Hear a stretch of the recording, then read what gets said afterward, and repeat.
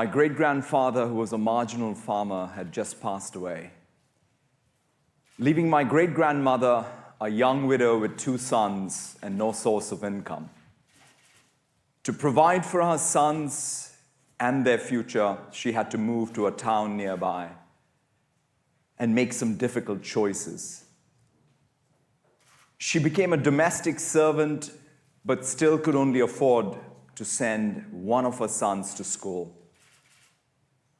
While the 2 boys were close in age, both in grade school, one was seen as being more responsible, while the other was a bit of a troublemaker.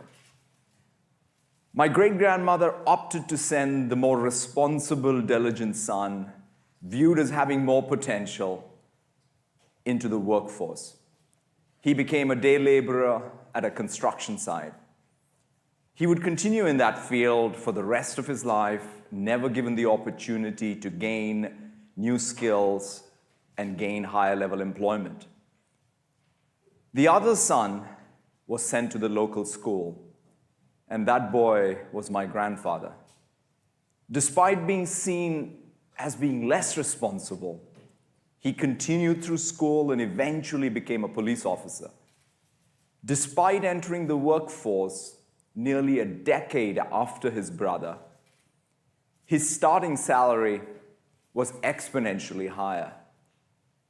It was my grandfather's education and the eventual career that enabled my father to pursue his own education, which eventually allowed me to follow my own passions. The opportunity my grandfather was given impacted the trajectories of the generations to come. This personal story reflects that often repeated adage, talent is everywhere, but opportunity is not. Today's event is about education and technology. More specifically, it is about empowering the students of today to create the world of tomorrow. We live in an amazing time of technological progress. Every aspect of our lives, economies, and societies are being shaped by digital technologies. However, technology is also creating disruption. There's a growing concern over job growth, economic opportunity, and the world we are building for the next generation. The real question is, how can technology create more opportunity, not for a few, but for all? Addressing that question is core to our mission to empower every person and every organization on the planet to achieve more. This is not just a set of words for us, but something we care deeply about. Our success is measured by others' success. Democratizing educational opportunity speaks directly to our mission, and it's one of the most pressing societal challenges.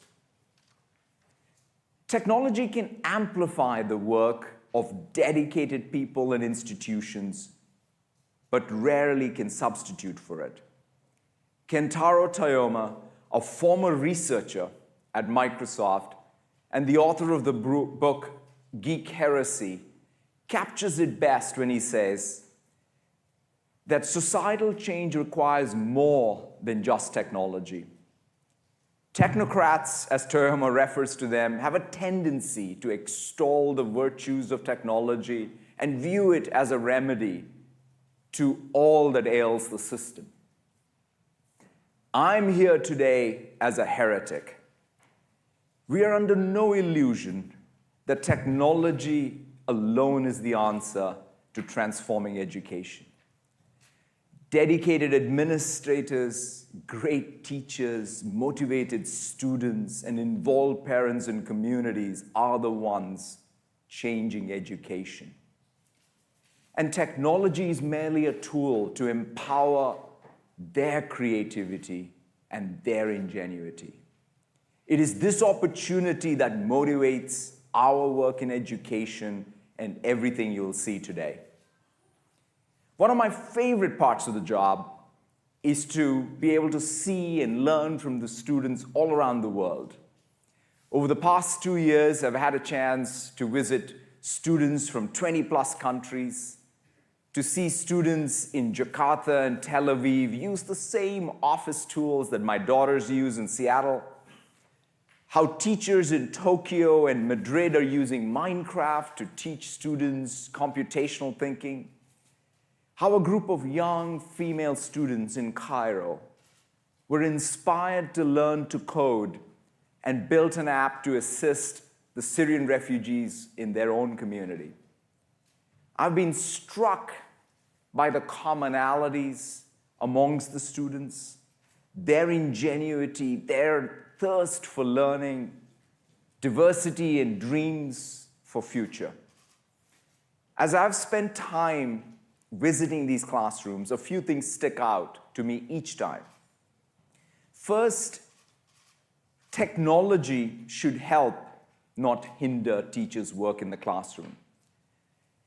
Teachers have constant demands on their time. They must create curriculum, grade tests and papers, manage classrooms, discipline, educate, and inspire. Each time I leave a classroom, the job of a teacher makes my job look easy in comparison. Technology should make teachers' lives simpler and spark students' creativity, not distract from it. This is a top priority that we are focused on at Microsoft. Today, you'll see how we're delivering an accessible, streamlined platform readily available to all classrooms. So teachers spend less time focused on technology and more time doing what they love doing, inspiring students. Secondly, the nature of work is changing drastically. Much of work today happens in teams within groups of people working together to solve a problem, where the sum becomes greater than the parts. We need to prepare our students for this future and enable team-based learning experiences in the classroom, amongst groups of students, between students and teachers, between teachers and parents. What you will see today is how any classroom can promote learning through collaboration, hubs for teamwork, personalized learning tools, and the ability to co-create. By empowering students to learn together, their educational opportunities get better. Third, we must prepare our students for tomorrow. Consider the report from the World Economic Forums and their jobs report. An estimated 65% of the students entering school today will have jobs that do not yet exist. Teachers know this, and they are hungry to equip their students for this future. They know that computational thinking and problem-solving skills are key to the future. But they also know that they need to take a much broader view of STEM by bringing STEM curriculum alongside reading, writing, design, and art will set these students up for success in the future. Throughout today's presentation, we will show you new technologies designed to address these needs. And most importantly, how technology can empower students and teachers to enhance learning outcomes and create a world of tomorrow. Lastly, democratizing educational opportunity must be inclusive of everyone, not just a select few. To me, this is something that's deeply personal. This includes students with disabilities and different learning styles. They must be given an opportunity to pursue their own dreams. Dyslexia is estimated to impact 1 in 5 people. 72% of the classrooms have students with special learning needs. Reading is an essential competency, and once a student falls far behind, it's difficult to catch up. And it's just not about reading. You fall behind in every other subject area. This is something that we aim to address with the OneNote learning tools, designed specifically to help students with dyslexia. But it can help students everywhere with their reading and writing skills. It's been incredible to hear the feedback from the teachers using this to teach emerging first-grade readers, or from parents who have exhausted their options, seeking help for their dyslexic children learning to read. Or how a teacher in Macedonia used the learning tools to teach young students English. We will take a look at how these learning tools and much more as Terry Myerson joins me today to share more of the news.